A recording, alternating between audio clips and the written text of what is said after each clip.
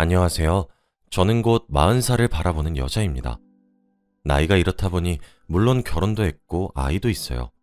슬아의 딸아이 하나를 키우고 있습니다. 저는 올해가 되면서 자유를 얻게 되었어요. 작년은 제게 정말 악몽과도 같았던 해였거든요. 그 이유는 제가 남편과의 지독한 언쟁 끝에 이혼을 하게 되었기 때문입니다. 이혼하는 과정 또한 아름답지 않았고 구정물과 같은 싸움이었어요. 남편의 태도에 상처를 받았고 실망했지만 끝내 후회하는 남편을 보니 속이 다 후련하더라고요.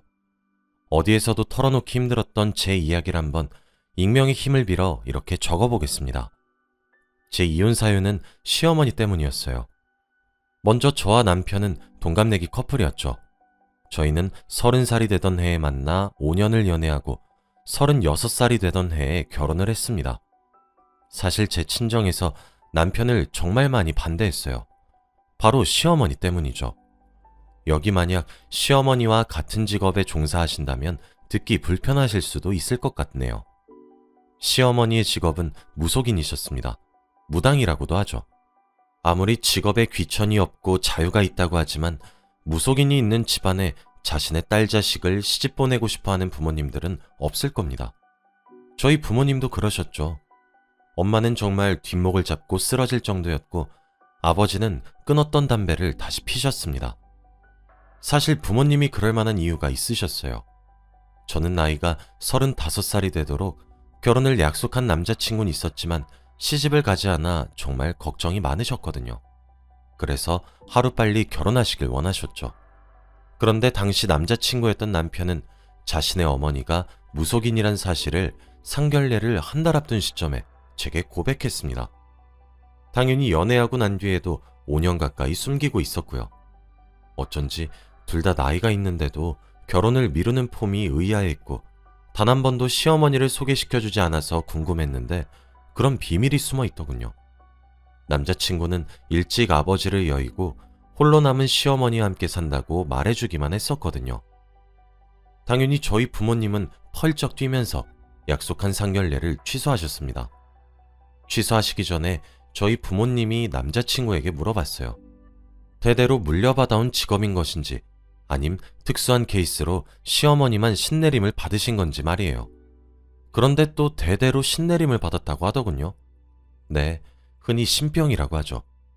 원래 시아버지가 물려받았어야 할 신이 시어머니께 옮겨가게 되었고 시어머니가 신내림을 거부하기 시작하자 시아버지가 원인 모를 지병으로 세상을 등지셨고 그 뒤 아들이었던 제 남편도 시름시름 앓기 시작하자 신을 받으셨다고 하더군요. 흔히 신병이라고도 합니다. 심지어 시어머니 쪽에서는 아들을 장가 보내고 나면 자기만 홀로 남는다고 자신을 모시고 살 것을 요구하기도 했어요. 저희 부모님께 남편을 보여주기 전 제가 먼저 시어머니를 찾아뵈었는데 커다란 단상에 무서운 얼굴을 가진 그림들이 사방팔방 그려져 있고 신주 딴지며 제사 음식들이며 여기저기 붙어있는 부적과 방울들에 한복을 곱게 차려입고 짙은 화장을 한 채로 법당에 앉아 계신 모습을 뵙고 있으니 눈앞이 캄캄하긴 하더라고요. 그런데 아무리 딸 자식이 나이가 차도 그렇지 그 말을 듣고 어느 딸을 가진 부모가 시집을 보내겠습니까? 하지만 이미 저는 남자친구를 많이 사랑하고 있었고 제 나이도 나이인지라 남자친구가 아니라면 결혼을 하지 못할 것 같다는 생각만 들었어요. 그렇게 제 부모의 가슴에 대못을 받고 겨우 올린 결혼이었습니다. 부모님은 제게 결혼을 포기하라고 수차례 말씀하셨지만 끈질긴 제 설득으로 인해 다시 상견례 일정을 잡았어요. 부모님은 그런 집에 시집을 보내는 것도 화가 치밀어 오르는데 시모까지 모시고 살아야 되는 거냐고 역정을 내셨죠. 저희 부모님은 그런 법당 같은 곳에서 생활을 하게 될 수도 없고 뭐가 붙거나 씌일지도 모르는 상황이니 그런 곳에 함께 지내게는 둘 수 없다고 강력히 주장하셨습니다.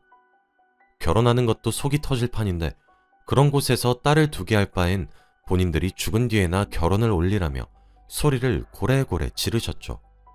온화하시기만 하셨던 모습과는 많이 대조가 되었습니다. 시어머니는 그럴 수 없다고 뜻을 굽히지 않으시려고 했지만 저희 어머니가 오열을 하면서 절규를 하자 남편도 저희 집 뜻에 따르겠다고 했어요.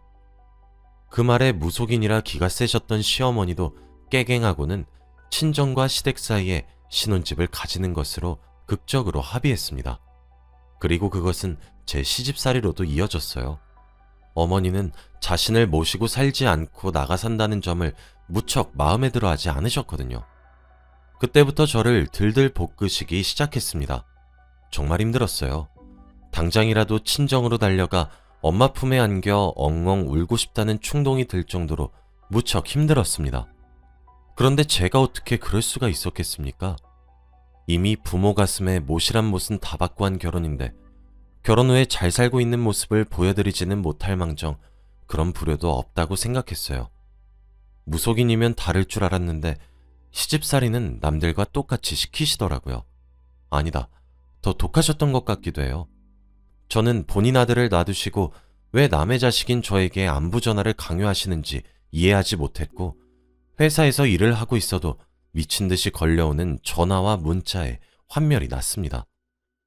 자신이 모시는 할아버지와 할머니들께 인사도 시키셨고 제를 지내는 곳에 올리는 제사용 그릇들도 닦이게 하고 아무튼 기상천외하게 정말 많이도 괴롭히셨습니다. 그렇게 결혼을 하고 한 1년 하고 더 지났을 때쯤 저희 부부에게 선물처럼 아이가 찾아왔어요. 사실 남편 쪽은 문제가 없었는데 제가 자궁이 약해서 난임에 가까운 사람이었거든요. 여러 번 시험관 시술 끝에 지금 딸아이 하나를 겨우 얻을 수 있었죠. 임신 후에는 임신을 핑계대며 시어머니를 피하기도 했습니다. 저희 부모님도 제 남편을 정말 싫어했었거든요. 그런 중대한 사실을 5년 동안 숨겼다는 점에서 말이에요. 그런데 제가 아이를 임신하고 나니까 제 남편도 뭔가 조금 더 인정을 해주시기 시작하셨고 사이 대접을 해주셨어요. 그래서 저는 앞으로 행복할 일만 남았다고 생각을 했습니다.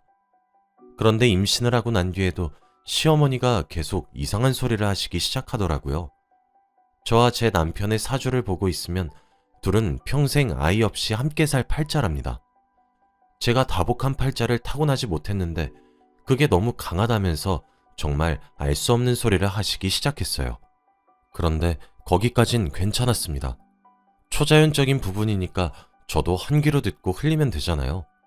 그런데 그 뒤에는 꼭 제가 아이를 가지기 위해선 다복한 팔자를 타고난 사람과 합방을 치러야 하는데 제 남편이자 본인의 아들은 그런 팔자가 아니라는 겁니다.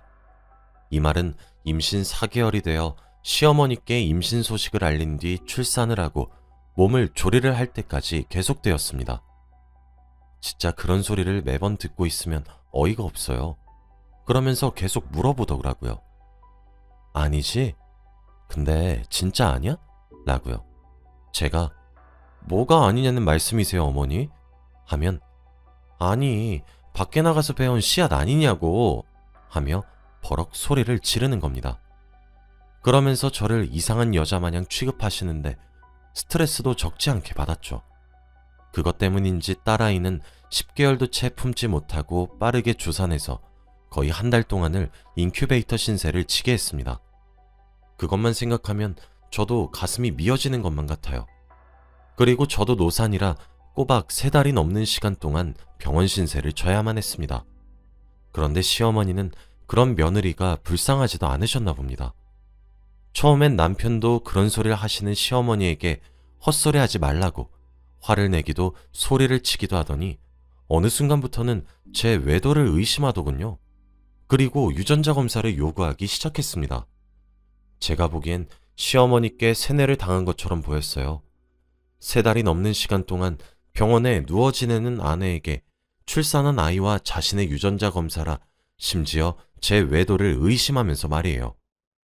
저는 맹세코 결혼을 하고 난 이후 다른 곳에 한눈을 판 적도 없어요. 결혼 후에 시어머니가 시집살이를 시키는데 어디 그럴 틈은 줬겠습니까? 처음엔 정말 가볍게 이야기하는 줄 알았어요. 시어머니가 자꾸 난리를 친다는 투정인 줄 알았고 제 남편이 저를 의심하는 줄은 꿈에도 몰랐습니다. 몸조리를 다하고 신생아인 딸아이와 함께 집으로 돌아왔는데 그때부터 남편은 점점 신경질적으로 변하기 시작하더군요. 유전자 검사를 해야 되겠다며 잠자고 있는 딸아이의 머리카락을 뽑고 있는 꼴을 보았을 때 결혼 이후 내내 참고 있었던 화가 폭발해버리고 말았습니다. 저는 절규했어요. 어떻게 우리의 사랑의 결실과 저를 고작 무속인 시어머니의 말 때문에 의심할 수 있냐고 말이죠. 수치스러웠고 울며 소리를 지르는 제게 남편은 말하더군요. 야, 네가 찔리는 게 있으니까 지금 검사하는 거 빼는 거 아니야? 그렇게 당당하면 검사해보게 머리카락 좀 뽑자고 라고요. 아이를 끌어안고 바닥에 주저앉은 저를 내려다보고 비웃으면서 말했습니다. 수치심과 모멸감에 눈앞이 분간이 되지도 않았어요. 제가 이런 식으로 의심을 받는 상황에서 하고 싶지 않다고 울고불고 애원했습니다. 남편은 그 뒤 제 딸아이를 남의 자식으로 단정을 지어버리더군요. 아이가 새벽에 자다가 울면서 깨면 애 좀 재우라며 제게 폭언을 해댔고, 자고 있던 아이를 일부러 깨우기도 하면서 진짜 별짓거리를 골고루 하기 시작했습니다. 몇 달이 지나도록 남편이 거는 시비에 지쳤어요. 남편이 변해가는 모습도 너무 보기 힘들었고 이혼을 결심했습니다. 저는 아이를 데리고 친정으로 갔죠. 제가 나이도 있는데 친정으로 건너가 절 맞이하러 나오는 엄마를 보고 있으니 눈물이 줄줄 나더군요. 자초지종을 이야기하자 저희 부모님은 당연히 분노하셨습니다. 친정으로 남편을 부르시고 제 아버지가 얘기했어요. 자네 소원대로 유전자 검사해주겠네. 그런데 만약 자네 친자식으로 결과가 나온다고 하더라도 우리 딸 자네랑 반드시 이혼시킬 거네. 어떤 결과가 나오더라도 자네가 원하는 대로 해주는 거니까 받아들여 라고요. 장인어른 어렵다고 무서워하던 남편은 제 아버지께 두 눈을 똑바로 치켜뜨고 집사람이 당당하지 못해서 결과 보기도 전에 이혼을 운운하는 건 아니고요? 라면서 말대답을 하더군요. 그러면서 제게 너 바람핀 거 맞네. 지금 네 반응 보고 있으면 사이즈 딱 나와. 라며 비아냥거렸어요. 그 모습에 저희 부모님은 무척 놀라셨고 그렇게 아이들과 남편의 유전자 검사를 의뢰했습니다.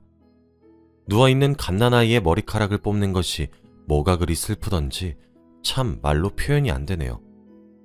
요즘은 세상이 참 좋아져서 검사를 맡기고 나서도 며칠 걸리지도 않더군요. 당연히 남편의 친자인 확률이 99.8%로 나왔습니다. 검사 결과지와 이혼 서류를 동봉해 남편의 회사에 퀵으로 보내줬어요. 결과를 보고 난 뒤 제게 미친 듯이 전화가 오기 시작하더군요. 한번 만나자 그래서 만났습니다. 저 진짜 괴로웠어요. 있지도 않은 남자 운운하고 이상한 여자 취급해도 참으려고 무던히 애를 썼고 저를 그렇게 더러운 사람으로 취급하는 걸로도 모자라 제 배 아파 낳은 우리 부부의 자식까지 이물질 취급을 하는 두 사람에게 마지막 희망을 걸었습니다. 제게 유전자 검사를 운운했을 때 저는 이혼을 마음먹었어요. 저를 위해서도 제가 낳은 딸아이를 위해서도요. 이딴 사람들 밑에서 자라야 할 제 딸아이의 팔자가 불쌍했거든요. 제가 그 모든 수치심과 모멸감을 어떻게 감내했냐면요. 사색이 돼서 제게 미안하다고 싹싹 빌기 시작할 시어머니와 남편 얼굴을 상상하면서 버텼습니다. 아니나 다를까 약속 장소에 나갔더니 남편과 시어머니가 세트로 나와서 저를 기다리고 있더군요.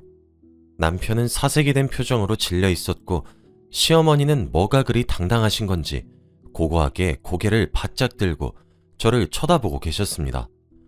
남편은 제게 싹싹 빌기 시작했어요. 시어머니도 같이 비셨으면 제가 정말 이혼했을까 싶긴 하네요. 시어머니는 뭐 이런 일로 그렇게 고개를 숙이고 그러니? 라며 오히려 남편을 타박하기 시작하더군요. 남편은 그런 어머니께 조용히 하고 제게 사과하라며 사과하는 일을 강요했고요. 저는 제가 주문한 오렌지 주스를 시어머니에게 뿌렸고 남편의 뺨을 세게 쳤습니다. 그리고 말했어요. 나 네 부름 받고 나온 거 아니고 니들이 나뿐만 아니라 우리 친정에도 그렇게 대못을 처박아 놓고 진실을 알게 되면 무슨 표정으로 어떤 말을 짓거릴까 싶어서 나온 거야. 착각하지 마. 당신 내가 보낸 이혼 서류에 사인 안 하면 소송 준비 들어갈 거야. 당신 알아서 해. 알았어? 2번 다시 내 눈에 띄지 마. 라고 말이에요. 남편은 돌아간 고개를 바로 하지도 못하고 하얗게 질려서 멍하니 서 있었고 시어머니는 이내 정신을 차리고 제게 소리를 지르기 위해 자리에서 일어났습니다. 너? 지금 이게 뭐 하는 짓이야? 어디 하늘 같은 시댁에게! 라고 하시는 말씀에 저는 한마디 해드렸어요. 어머님, 저 사실 무당 안 믿었는데 이번 기회에 무속신앙 한번 믿어보려고요. 저는 어머니가 용한 무당이 아니라 사기꾼인 줄 알았거든요. 노란 종이에 붓질 몇 번 해서 몇십만 원 쳐받고 파는 거 상술이라 생각했는데 어머니 되게 용하셨어요. 저 이번 기회에 굿도 할까 고민 중이에요. 결국 어머니 말씀대로 되어버렸잖아요. 저와 이 사람 사이에 아이가 생길 사주가 아니긴 한가 보네요. 라고 말이에요. 그리고 뒤돌아서 친정으로 돌아왔습니다. 남편은 구구절절 엄마 때문이라며 시어머니 탓을 하면서 이혼만은 안 된다고 빌기 시작했어요. 그 꼴을 보아하니 협의 이혼은 쉽지 않을 것 같아서 변호사를 찾아갔습니다. 변호사에게 그동안 들어왔던 남편과 시어머니의 폭언들이 녹음된 전화 내용, 문자 내용 등등을 보여주니 100% 승소할 수 있다고 하더군요. 그렇게 남편과 이혼을 하게 되었고 시어머니께 따로 위자료까지 청구했습니다. 원래 친정으로 들어가 부모님과 함께 살려고 했는데 남편이 끈질기게 저를 찾아와 친정집으로 이사까지 했죠. 제 딸아이가 자신의 아이가 아니라고 박박 우기면서 겨우 신생아였던 아이에게 그랬던 정황들도 제가 당시 바로 병원으로 달려가 진단서도 다 떼어놨기 때문에 정말 어렵게 아이의 면접 교섭권도 박탈했습니다. 상황이 그렇게 돌아가자 시어머니가 저자세로 나오기 시작하더군요. 자기 핏줄 손녀 제대로 한번 안아주지도 못했는데 아이 얼굴 한번 보게 해주면 안 되겠냐며 모두 자신이 신기가 떨어져서 그런 것 같다며 죽을 죄를 지었다. 뭐 이런 소리를 말이에요. 이미 사과를 하실 타이밍은 한참이나 지났는데 말이죠. 지금은 계속 찾아오고 연락을 하는 시어머니와 남편의 행동도 접근금지 명령을 받고 싶어서 변호사님과 상담하고 있습니다. 저희 부모님은 힘든 일이 생긴다면 제발 바로바로 말을 해달라 그러시며 신신당부를 하셨어요. 그리고 저는 회사에 복직하는 것에도 성공을 했습니다. 그래서 제가 일을 하러 나간 사이에는 저희 친정에서 아이를 봐주시는데 너무 예쁘다고 물고 빨고 어쩔 줄을 모르시고 계세요. 저는 제 남편은 이제 제 인생에서 지워보려고 합니다. 근 10년 동안 미칠 듯이 사랑을 했었던 남자이지만 더 이상 제 인생에 남겨두고 싶지가 않네요. 제 딸아이에게 아빠의 자리를 빼앗을 수도 없으니 저와 저를 닮은 딸아이까지 사랑해줄 남자와 재혼하는 것에도 노력할 겁니다. 이야기를 어떻게 마무리 지어야 할지 모르겠지만 이렇게 긴 제 이야기를 들어주셔서 정말 감사드립니다. 저는 앞으로 저와 제 딸아이만 생각하면서 살아가 보려고 해요. 제가 새롭게 시작하는 제2의 인생을 모두 응원해 주시길 바랍니다. 그럼 환절기 감기 조심하시고 항상 건강에 유의하시기를 바랍니다. 감사합니다.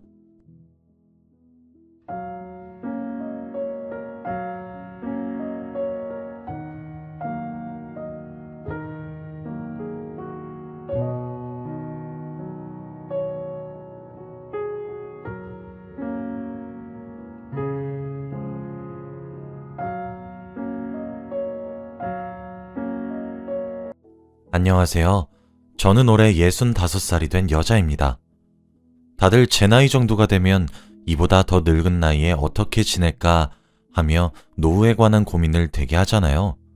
저는 저 또한 그런 미래에 대한 생각으로 하루하루 살아갈 것이라고 생각했습니다. 그런데 상상치도 못했던 일이 생기면서 미래가 아닌 현재도 힘겹게 살아가고 있게 되었어요. 그 당시엔 참 눈앞이 막막하기만 했습니다. 지금은 아무래도 상황도 많이 좋아지기 시작했고 저희 가족 모두가 많이 안정된 상태라 이렇게 이야기를 꺼낼 수 있게 되었어요. 얼굴도 모르는 여러분들께 제 이야기를 들려드리면서 하소연도 조금 하고 싶기도 하고 제 이야기를 들려드리고 싶기도 해서 이렇게 사연을 보내게 되었죠. 제 남편은 예기치 못한 교통사고로 세상을 일찍 떠났습니다. 제 나이가 40살이었을 때 말이죠. 벌써 남편이 떠난 지 25년째네요. 저는 25살에 남편에게 시집을 와서 3년 뒤 아들을 하나 낳았습니다. 올해로 제 아들은 37살입니다. 사실 여자 혼자 아들 자식 하나 키우는 것이 여간 힘든 일이 아니라고 생각하시겠지만 속도 깊고 정도 많은 제 아들은 속 한번 썩이지 않고 잘 커주었어요. 남들에게 다 오는 사춘기에도 저희 아들은 제 어깨를 주물러 주곤 했었죠. 남편의 보험금을 쪼개고 쪼개며 생활했고 한 푼 두 푼 모으고 모아서 아들의 대학 등록금도 마련해 주었죠. 그런 제게 아들은 항상 고맙다고 말했어요. 그런 제 고생을 아들이 알아주었던 것인지 아들은 대학교에서도 우수한 성적으로 졸업했고 남들이 부러워할 만한 직장을 가지게 되었습니다. 그런데 결혼 적령기가 될 때까지 결혼 생각이 없더군요. 저는 홀어머니를 모시고 살고 있어 그런가 하며 걱정하기도 했습니다. 그러던 어느 날 아들이 며느리감이라고 제게 소개를 해주고 싶다는 여자가 있었습니다. 그렇게 우리 며느리를 만나게 되었어요. 며느리는 정말 참하고 정숙하게 생겼더라고요. 얼굴도 단정한 아름다움이 있었고 긴 생머리에 하늘하늘한 옷을 입고 있었는데 참 예뻐 보였습니다. 안녕하세요 어머님 하며 고개를 꾸벅 숙이고 밝은 웃음을 지으며 인사를 건네었죠.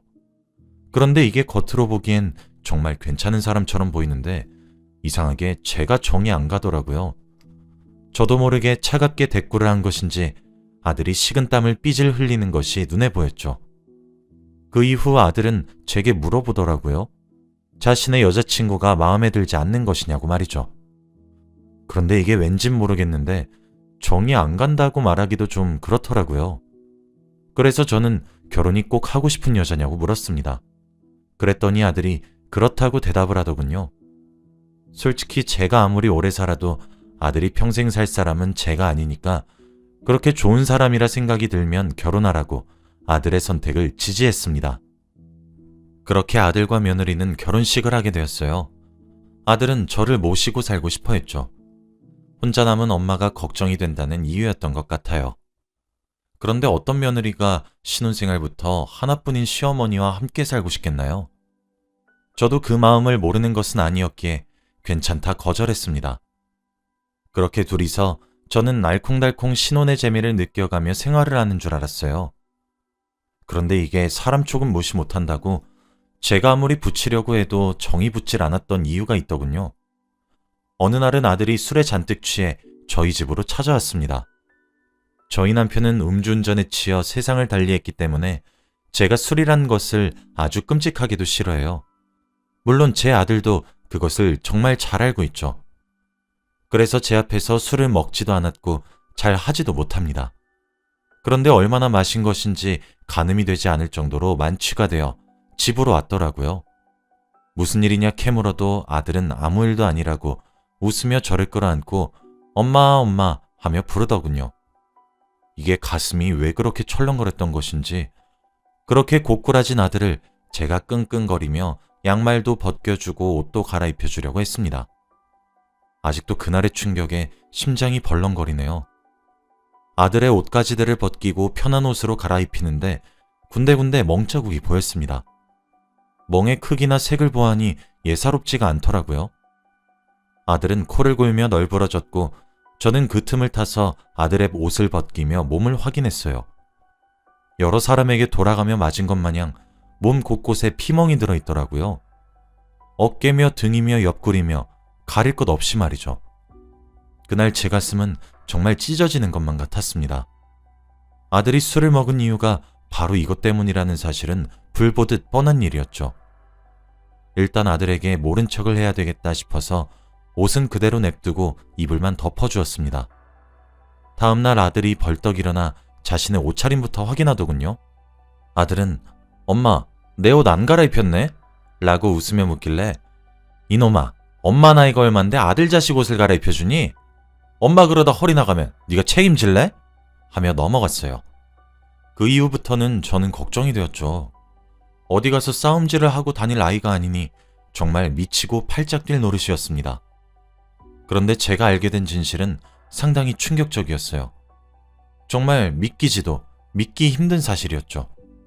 우리 아들의 온몸에 멍을 들게 한 범인은 다른 누구도 아닌 저희 며느리였거든요. 아들은 끝끝내 제게 모든 진실을 숨기려고 노력했지만 저는 모든 진실을 알게 되었습니다. 처음은 우연이었어요.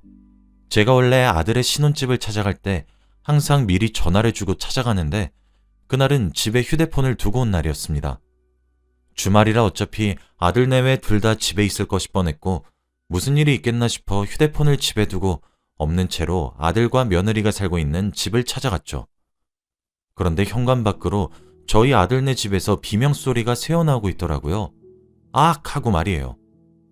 저는 정말 심정이 철렁했고 혹여라도 무슨 일이 생길까 싶어 앞집의 초인종을 눌렀고 경찰에 신고를 해달라며 사정을 했습니다. 그런데 앞집에 살고 있던 입주민이 아휴, 저 집은 또 저러네 라고 하더라고요. 그 말을 듣는 순간 저는 깜짝 놀라 앞집에 제가 저기 살고 있는 아들의 엄마 되는 사람이라고 처음이 아니냐는 말이 무슨 말이냐고 캐물어 보기 시작했어요. 그랬더니 앞집 새댁이 곤란하는 듯한 표정을 지으며 말을 하는 것을 망설이고 주저하더라고요. 제발 말 좀 해달라 거듭 부탁을 하니 마지못해 말을 해주는데 아휴, 말도 마세요.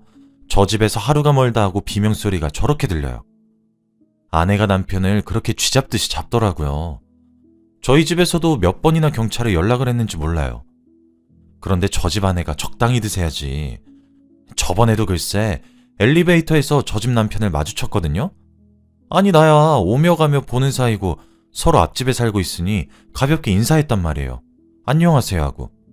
근데 글쎄 아내 되는 사람이 엘리베이터에선 아무 말도 안 하고 가만히 얌전하게 있다가 집으로 들어가는 순간부터 소리를 빽 지르고 남편을 잡으면서 바람을 피냐부터 시작해서 오만 소리를 하는데 의처증 같아 보이기도 하더라니까요. 라고 하는 겁니다. 그렇게 앞집에서 자초지종을 듣는 사이 경찰이 도착했죠. 저는 경찰과 함께 초인종을 눌렀고 우당탕거리는 소리와 함께 아들이 나오더군요. 아들의 얼굴을 보고 가슴이 찢어지는 줄 알았습니다. 아들의 얼굴엔 손자국이 나 있었기 때문이죠. 아들은 제 얼굴을 보고 놀란 듯 굳어 있었습니다. 경찰은 그런 아들의 얼굴을 보더니 그러더군요. 아니 또 신고가 들어왔어요. 저 이번 주만 해도 지금 이 집에 4번째 방문하고 있습니다. 에? 아내분께서도 그러시면 안 되죠. 하시더군요. 아들을 뒤따라 나온 며느리는 절 마주치곤 사색이 되어 굳었습니다. 경찰의 말을 들어보니 하루가 멀다 하고 신고를 받는 모양인 것 같더라고요. 경찰을 돌려보내고 저는 신혼집으로 성큼성큼 들어갔어요. 집안 꼴은 엉망이더군요. 여기저기 물건들이 널브러져 있었고 TV는 액정이 나가 있었습니다. 화분은 다 깨져 있었고요. 저는 다리에 힘이 풀려 소파에 쓰러지듯 주저앉았어요. 아들은 놀라서 헐레벌떡 저를 부축하기 위해 다가왔습니다. 가까이 다가온 아들의 얼굴과 몸을 이곳저곳 유심히 관찰해보니 목에는 목을 조른 듯한 손자국이 나 있었고 손톱에 긁힌 자국과 이곳저곳 멍이 들어있었고 오른쪽 뺨은 크게 부어있더군요. 그들은 그제서야 자신의 꼴이 말이 안 된다는 사실을 인지한 것인지 다급히 고개를 돌리며 숨기려고 했어요. 근데 그게 숨겨질 정도여야 말이죠. 며느리는 자기 잘못을 아는 것처럼 바로 무릎을 꿇고 공손히 제 앞에 앉더군요. 진짜 눈앞에 직접 제가 보고 있으면서도 어찌나 믿기지가 않던지. 이렇게 참하고 단정한 얼굴 뒤에 그런 폭군이 숨어 있을 줄 어느 누가 알았겠습니까? 며느리는 하얗게 질린 얼굴로 부부싸움이 과했던 것 같다며 죄송하다는 말만 반복했습니다. 저는 아무런 말도 없이 빤히 쳐다보다가 아들에게 짐을 싸라고 했어요. 사실 제가 엄하고 무서웠던 엄마였기에 아들이 제 말을 잘 거역하지 못합니다. 아들은 한숨을 푹 쉬고 간단히 짐을 챙겼고 저는 아들을 데리고 제 집으로 돌아왔어요. 며느리는 그런 저와 아들을 붙잡았지만 저는 뿌리쳤죠. 집으로 돌아와 아들에게 진실을 당장 말하라고 윽박지르고 캐묻기 시작했어요. 아들 입에서 나온 진실은 제게 깨달음을 주었습니다. 오늘 본 광경은 아주 세발에 피라는 깨달음을 말이에요. 아들이 연애를 할 적에는 며느리가 폭력적인 사람이란 사실을 몰랐다고 하더라고요. 며느리는 결혼식을 올린 이후 임신을 준비하고 싶다는 이유로 일을 그만두었고 그 길로 전업주부로 전향을 했습니다. 본인이 그만두고 싶어서 일을 그만두었는데 막상 일을 그만두고 집에서 가사일에 전념하기 시작하게 되면서 감정을 다스리지 못했다고 하더라고요. 아들에게 미친 듯이 화를 내기 시작했다고 합니다. 근데 거기다가 의처증이 생겼다고 하더라고요. 사회생활을 하는 남자들이 밖에서 바람을 필 것이란 상상을 하기 시작하면서 미친 사람처럼 의심에 집착까지 하더니 급기야 귀한 제 아들에게 폭력을 행사하기 시작했다더군요. 진짜 지금 생각해도 기가 막혀요. 제가 너무 충격적이었던 것은 며느리가 아들에게 물건을 집어던지며 아들이 머리에 맞아버렸고 그래서 응급실에 실려간 적도 있다고 합니다. 뇌진탕으로 말이에요. 머리라는 부분이 얼마나 중요한 부분인데 제가 이런 모든 사실을 몰랐다는 사실에 정말 억장이 와르르 무너져 내리는 기분이었고 심장이 찢어지는 것만 같았습니다. 아들에게 왜 이혼 생각을 하지 않느냐고 물으니까 아들의 대답도 정말 서글펐어요. 엄마가 이렇게 우실 것 같아서 말을 못했던 거였어요. 라고 하더라고요. 제가 아들의 이야기를 들으면 들을수록 눈에서 눈물이 퐁퐁퐁 쏟아졌습니다. 저뿐만 아니라 세상 어느 부모가 자기 자식이 그렇게 맞고 지낸다는데 눈물 한 방울 흘리지 않겠습니까? 저는 당장 이혼을 하라고 아들에게 요구했어요. 그 이후로 며느리는 저와 아들을 줄기차게 찾아오기 시작하더라고요. 자신이 미쳤었다, 미안했다, 용서해달라, 한 번만 더 기회를 달라, 뭐 그런 이야기를 하기 위해서 말이에요. 아들은 그동안 바람 폈다는 의심을 받는 것도 너무 힘들었고 집에 들어가서 매를 맞는 상황도 남자로서 가장으로서 너무 자존심도 상했으며 아내가 만든 상처들로 인해 지금 아들이 다니고 있는 회사에서도 매 맞는 남편으로 소문이 나서 그만두게 되었다고 말하며 며느리의 사과를 받아들이지 않고 이혼소송을 시작했습니다. 이혼소송을 시작하면서 아들은 그동안 받았던 전화의 숫자와 문자의 내용, 그리고 진단서 등등을 증거물로 제출했더군요. 진짜 그 내용도 아내 정말 입에 담기 힘들 정도의 수준의 욕설로 도배되어 있었습니다. 정말 저는 기절하는 줄 알았어요. 며느리는 그 이후 자신의 잘못을 뉘우쳤다며 제 아들에게 계속해서 소송을 취소하고 다시 한 번 더 잘 살아보는 것이 어떻겠냐고 제안해왔습니다. 당연히 제 아들은 받아주지 않았지만요. 그렇게 제 아들은 결혼한 지 1년도 채 되지 않아 파경을 맞았습니다. 당연히 진단서들과 연락 내용 모두 증거로 채택이 되었고 폭력의 수위가 높다는 점을 근거로 저희 아들이 소송에서 당당히 승소할 수 있었어요. 그리고 위자료도 신혼에 헤어지는 것 치고 이례적일 정도로 많은 돈을 요구할 수 있었습니다. 첫 결혼 생활이 실패로 돌아가고 회사에서 매 맞는 남편으로 소문이 나기 시작하면서 퇴사까지 하게 되자 제 아들은 정말 폐인으로 전락하고 말았어요. 그 고통을 제가 다 가져갔으면 좋겠다고 생각하기도 했습니다. 아들은 모든 의욕을 잃은 것처럼 살다가도 다시 힘을 내서 면접을 보러 다니곤 했죠. 그러던 어느 날 아들은 다소 늦은 나이였음에도 불구하고 취직에 성공했습니다. 그렇게 점차 자존감을 되찾아가더군요. 그리고 그 회사에서 함께 근무했던 여직원과 교제를 하기 시작했어요. 아무래도 처음 했던 결혼의 실패가 아들에게 트라우마가 컸던 모양인지 도통 소개시켜주지 않더라고요. 그러던 어느 날 아들이 소개시켜줄 사람이 있다고 하며 한 여자를 데려왔어요. 지금의 제 며느리인 아이였죠. 아들의 여자친구라고 소개받은 그 사람은 처음 며느리로 만났었던 그 여자와는 생판 다른 느낌이었고 첫 만남부터 제가 호감이 가기 시작하더라고요. 예의 있게 행동하는 모습도 어여뻤습니다. 아들도 제 반응을 살펴보더니 안심이 되었던 것인지 빛의 속도로 결혼을 준비하더군요. 새로운 며느리는 일찍 어머니와 아버지를 여의었고 저를 부모처럼 모시고 살고 싶다고 말을 하며 셋이서 한 집에 살고 싶다 하더군요. 사실 처음엔 며느리 될 아이의 환경이 제법 탐탐하지 않았던 것이 사실이었지만 이상하게 정이 가는 듯한 마음에 결혼을 허락했어요. 그래서 지금은 저희 세 식구가 아주 오순도순하고 단란하게 잘 살고 있어요. 두 번째로 들여온 며느리는 아주 살갑게 말을 걸어주고 저에게 만점짜리의 좋은 며느리가 되고 있습니다. 만일 그 첫 번째 드렸던 며느리의 사과를 받아주었다면 지금처럼 이런 완벽한 며느리를 놓쳤을지도 모른다는 것을 생각하면 눈앞이 다 아찔하고 깜깜해지는 것만 같아요. 지금 제 아들은 이혼의 아픔을 다시 딛고 일어나서 새로운 결혼 생활에 충실히 임하고 있습니다.